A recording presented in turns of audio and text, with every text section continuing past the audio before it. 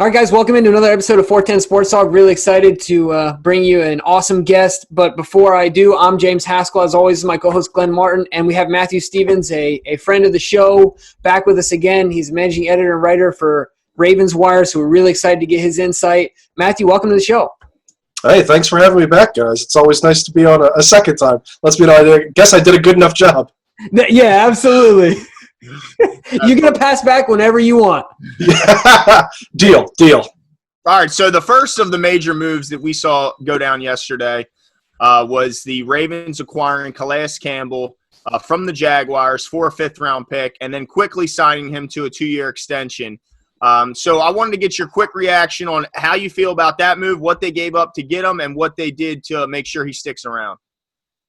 Well, I think when you look at what Campbell brings to a team, he's a veteran guy, he's a good locker room guy, and certainly a lot of people in Jacksonville spoke highly of kind of his character. I think when you think of the Ravens, those are the types of guys they love bringing in. Getting him for a fifth-round pick really is effectively Jacksonville saying, look, we were going to cut him anyway. We need the cap space, but we'd rather go ahead and get rid of him that way. And in turn, Baltimore then saves on the comp pick formula, which is kind of a big thing for them, over the last 2 decades. So really positive things there. What I'd like to see is more on how that contract is kind of split out. And what the numbers actually kind of come out to this year and next year more specifically. But again, I think you got the type of guy that you needed, an interior pass rusher on that defensive line, a guy that can also bounce out to defensive end or potentially even do a little bit of outside linebacker if you're feeling frisky. It gives them just more options. And for Don Martindale, who loves blitzing, loves mixing things up, loves kind of setting pressure from a lot of different areas, Calais Campbell is that guy. And he brings, again, just a positive work ethic and a plus run grade as well. So, again, just a huge, huge move for what is effectively peanuts. Yeah, absolutely. That's a really good point. I know that Glenn and I were really excited about the move based on all of the things that you mentioned as well, just the versatility and that he's a stand-up guy and obviously his production on the field. But right after that move, not soon thereafter, the Ravens identified another guy. And I'd say what I've said before, I think that Eric DeCosta is like a shark in his method. He circles and then he strikes, and when he strikes, he makes his move and he hardly misses. So, of course, we went after Michael Brockers, who I don't think was on a lot of people's radars. But so what I'd like to know is what you think about the fit. I really like it. But what do you think about the fit and then also the money that we gave him? Well, initially, my knee-jerk reaction was like, "Ooh, all right, that's a little more than I expected them to sign what is effectively a nose tackle for." This is really their kind of answer to Michael Pierce leaving. At the same time, Pierce kind of showed up a little heavy to camp last year. Maybe didn't endear himself to this coaching staff a ton last season. So it's kind of your swap out.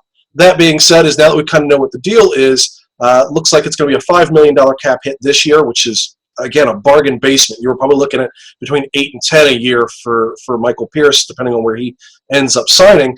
And then next year is, 12.5 cap hit? And then realistically, that third year is, if you want to keep him, it's going to be another $12.5 million. But you can walk away with that and save $9 million on the deal. So it's really a 2-year deal for a guy that is maybe toward the end of his career, but again, just a stout run defender.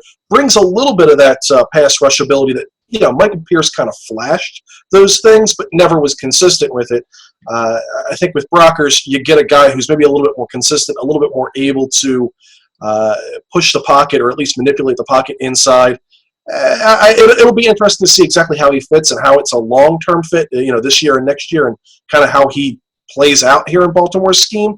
But again, I think it's effectively a 1-to-1 switch, and you get a guy for $5 million who, again, another veteran locker room guy. Yeah, clearly the Ravens were done being ran on. I mean, these two moves clearly spell that they are done with guys running down their throat, and this will certainly bolster that. But one guy that we saw earlier in the year get tagged was Matt Judon. Now, that tag brings with it a $16 million cap hit, and with the additions of Campbell and Brockers, that cap it's running out. So my question to you is, do you think that they ultimately keep Judon at that $16 million number, do they extend him or do they look to trade him? Well, I think at this point, given the small market for outside linebackers, guys that really fit into a 3-4 defense, I mean, I'll be honest with you, $16 million for a star outside linebacker is effectively a bargain basement value. So for Baltimore, I mean, it sucks to have to eat all $15.8 million of it in 1 year, but that's something I think they're pretty confident they can do if they need to. But just like with everything with the salary cap, if they find a guy that they like out there and they want to make something happen, that's when you go, all right, fine, look, we'll pay you the extra few $1 million that you want, but we're going to go ahead and maybe adjust the cap hits the way that we see it fitting in order to make some money free up in 2020 and then potentially throw more of that into 2021 when the salary cap as a whole is expected to jump up by quite a lot because of the new CBA. So Baltimore kind of has options when it comes to that, and they can also sit back and really see what other teams are offering.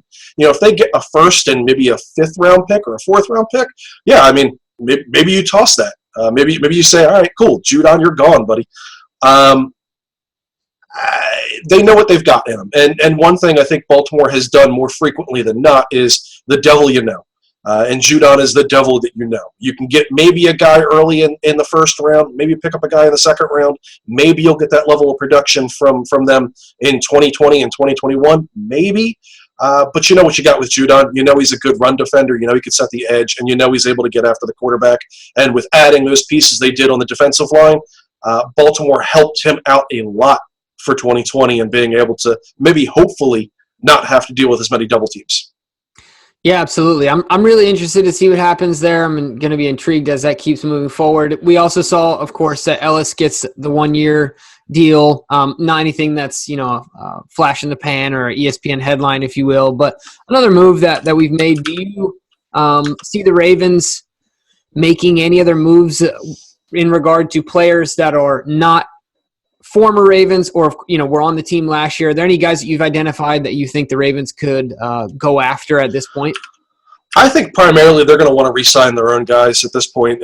Guys like Jimmy Smith, maybe Josh Bynes. Those guys kind of need to set their market, which is the difficult thing for Baltimore because, they clearly would love to have Jimmy Smith back, but are they going to pay him $10, $11, $12 million a year? Nah, there's no way that's going to happen. At least I wouldn't make that deal for a guy that hasn't been able to play a full 16-game schedule in a number of years yet. So could they make some more moves?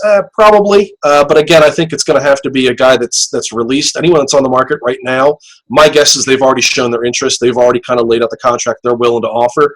And if those guys haven't signed yet, then all right, we're going to move on. There's plenty of other fish in the sea.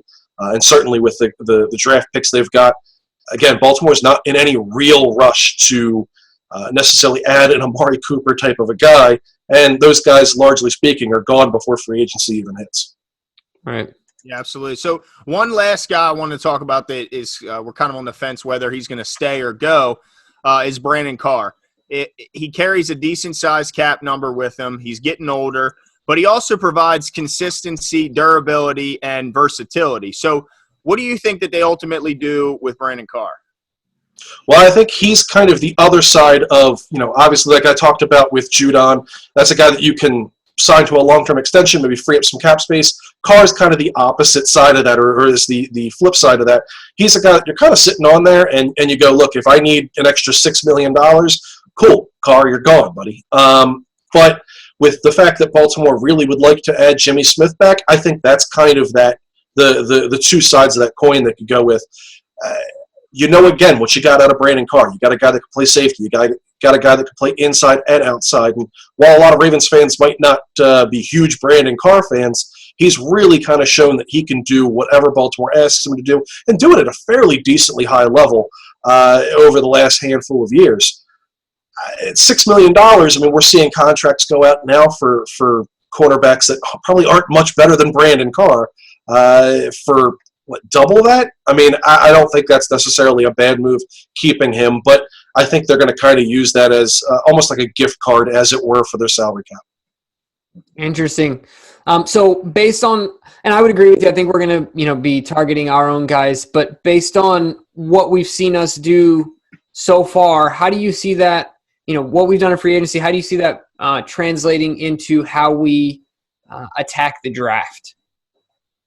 Well, Baltimore's philosophy has really always been taking the best player available, but I think they're going to either pick between a pass rusher, an outside linebacker, a guy like Zach Bond is one guy that has been kind of frequently brought up, or they're going to try to go after a wide receiver. One of those positions is ultimately going to drop in the first round. One of those guys is going to be available to them that they're going to like, and if for whatever reason multiple of those guys are there, I can see them really dropping out of the first round entirely, picking up additional second-round picks and just kind of going hog wild in that second round, getting a bunch of guys that they might have a borderline first-round grade on. So I think that's really where they're going to attack. It's one of those two positions, unless a guard or they're just in love with Cesar Ruiz, and that's the guy that they feel is absolutely the answer to Marshall Yanda. They're going to stick with their draft board is ultimately what's going to happen. And if I had to bet, my guess is they're going to trade out of the first round if they can. Wow. So they already come into this draft with quite a few picks. I mean, we know they have the 2 in the second, 2 in third, 2 in the fourth. So to acquire more picks, I wonder if they could get all these guys on to make the roster. But you mentioned you'd like to see them, or you anticipate them attacking pass rush. Or interior lineman. The one guy the position I thought they were going to go after, and I still think they will, is inside linebacker. And the reason I do is they got all these big hogs up front now that are going to eat up blockers and require double teams.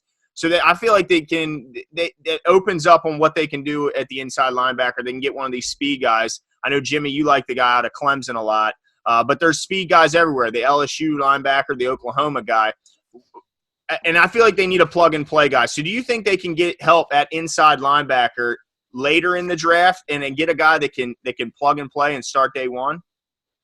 Well, and that's kind of an interesting dilemma that Baltimore is going to have to answer, and I think we'll have their answer by the end of the draft. But either they're going to so how to phrase this? Ultimately, Baltimore plays not a lot of their base formation anymore. Most teams don't. It's a passing league, so they're going to play a lot of nickel. They're going to play a lot of dime. That's really going to be where guys like Chuck Clark, Deshaun Elliott, those guys end up moving down kind of as linebackers effectively. So you kind of have your coverage linebackers as a safety and LJ Fort. You don't necessarily need a CJ Mosley type of a player inside linebacker who can cover, who can rush the quarterback, who can play the run really well. You don't need that star guy anymore. But Baltimore might be one of the few teams that actually still really likes those types of guys, likes the Ray Lewises, likes the C.J. Mosleys, and might be willing to invest in that early on. So certainly, I mean, I think Patrick Queen is a great option there. There's a number of guys out there that really could fit that type of mentality. Kenneth Murray out of Oklahoma, again, is another guy that Baltimore has been often mocked for that exact reason. But I think you can find guys in the second, third, and fourth rounds who really, you just need them to be a stout run defender. I just need you to stand in the middle on first down, and that's it. I don't need you to pay a ton of money. You're not going to get a ton of snaps. If you show that you're able to do a bunch of different things, great. But I got three safeties who are effectively going to cover the coverage side of the inside linebacker role. I really just need a guy who can go ahead and attack the run. It's interesting that you referenced the guy that I think the Ravens are going to take, Cesar Ruiz. Yeah, isn't it, Glenn? Yeah, that was your guy. But hey, he also mentioned one of my guys when he just touched on it. But okay, that's fine. You might be right on this one, but the Ravens will show us who's ultimately right. But I wanted to get one more position from you. A position I keep seeing mocked to the Ravens here lately is running back. And we know that they have, Mark Ingram, and they put a tender on your boy Gus Edwards, James. But to me, how is your feelings on whether if they end up settling on taking a running back with their first pick? If they take a running back in the first round, they're really going to have to be in love with that guy. And as we've seen over the last decade in football, running backs are kind of a dime a dozen. And by the time they get done with their rookie deal, they're not in great shape. They don't have a ton of tread left on those tires. So effectively you're going to burn a first-round pick for what is 4 or 5 years when you probably could go ahead and drop a third or a fourth rounder and get a guy who is not as good, but you can get 2 of them for the same price and kind of do the same thing. You're going to get them for 4 years. You're going to run them until effectively they're done, and you're going to toss them away. Sadly, running backs are kind of like disposable razors in the NFL nowadays. You use them a few times, and then they're gone. So it's depressing, man. As a guy who played running back, I'd love to see more running backs do well, but Todd Gurley's on the market apparently right now for a pretty good reason, and that's because, well, it sucks paying those guys a bunch of money to see them injured all the time. So I have one more question for you. I did see a name that I think is interesting, and I'd like to get your thoughts on it. You talked earlier about how the Ravens like to pick up guys that are cut because it doesn't count against that comp formula. Leonard Floyd was cut from the Bears. The Ravens were interested in him coming out of the draft. I know that we had some interest in him. So I have a 2-part question. One, do you think that we will kick the tires on see what he has to offer, kick the tires on him? And 2, what do you think that range is, not for the league, but for the Ravens as to annual salary and what they'd be willing to pay him? Well, I think that's the exact type of guy that they would go after. It's not going to count against their comp picks, which, again, like we touched on before, that's DaCosta, that's Ozzie Newsome. Those guys will absolutely go after those guys specifically for that reason, even if it means paying them a little bit more than what anyone else is going to, because, again, we're going to get more out of you in the end. Leonard Floyd obviously didn't ultimately do a whole lot in Chicago. I mean, last season, 3 sacks. The year before that, 4.5. His rookie year was his best with 7 sacks. But what you get out of him is a guy that, again, if you put him opposite Judon, maybe he goes ahead and does a little bit more. Maybe he's able to Baltimore's able to move him around a little bit and use that athleticism that he has more than Chicago does. And, if we're being real here, Chicago isn't doing well, so maybe it's not the players necessarily that are at fault, and Baltimore could get more out of them. That being said, he is a former first-round pick. Those guys tend to command decent money simply just because, well, you're a former first-round pick. You clearly had the athleticism. You clearly had enough that teams were interested in you and willing to give up such great draft capital to get you.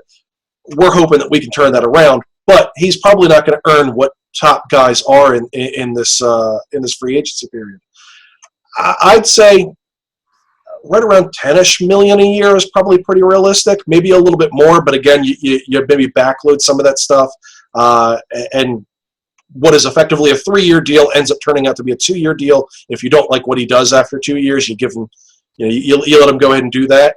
But again, if you're Floyd, I mean, if DaCosta starts, calling up your phone and hitting up your agent, it seems like a pretty good match here in Baltimore for a guy that really needs a kind of a career resurgence. And again, on a 2-year deal, 3-year deal, would make a lot of sense for him to potentially win a Super Bowl and to really up his value at a time when he really needs it. He'll be on a 3-year deal. He'll be 30 by the time he's done. Okay, yeah, it's going to be fun to see, and thank goodness for the NFL providing us with something to talk about during this crazy time. Matt, thanks for coming on. Why don't you let our fans know where they can find you and what you're working on? Well, you can always find me at Ravenswire, and that is ravenswire.usatoday.com. You can also go ahead and catch me on Twitter, and that is Matthew_S_NFL. You can also view all of our stuff on Facebook at The Ravenswire or on Twitter at The Ravenswire. But yeah, just keep following along. I mean, we're going to try to break news as it happens, and we're going to give you kind of what we've done here, which is analysis of what those signings, what those trades, what those releases ultimately mean for the roster and mean for Baltimore kind of moving forward both this season and long term. So a lot of really good stuff coming up in the next few months as Baltimore starts to do more. Cool. All right. Well, thanks again for coming on with us, Matt, and hopefully we can have you back on before the draft. Absolutely, would love to be, and thanks again for having me, guys. Yeah, in fact, actually, Matt, really quickly, I'd like to put you on the spot here. Glenn and I are doing mock drafts separate one another. Okay. And I think that you would be a good judge of our mocks. So sure. Awesome. All right, we'd love to Sure. have you on again, so you can decide which mock you would rather have to live with of I the think two you're only mock offering this. drafts. Look, you already offering this because you already brought up Ruiz, and you know where he's leaning. But that's okay. I'll do it. I'll play. I'll play the game. Yeah, I'm curious to see what you guys pick, who you guys pick, and how things work out. I'd love to go ahead and do that. Now, I would not necessarily assume that I'm going to grade Ruiz well if he's a first-round pick, guys. All right, cool. Awesome. We appreciate it, man. Thank you. Hey, thanks for having me, man. Have a good one. All right, you right, too. guys. Well, that's it for this one. But stay tuned because the news is coming in quick. Things are changing very quickly. So stay tuned with us, and we'll talk to you next time. Make sure you subscribe. Make sure you like. Don't forget. It helps us out. And comment if you got any thoughts or comments. See you.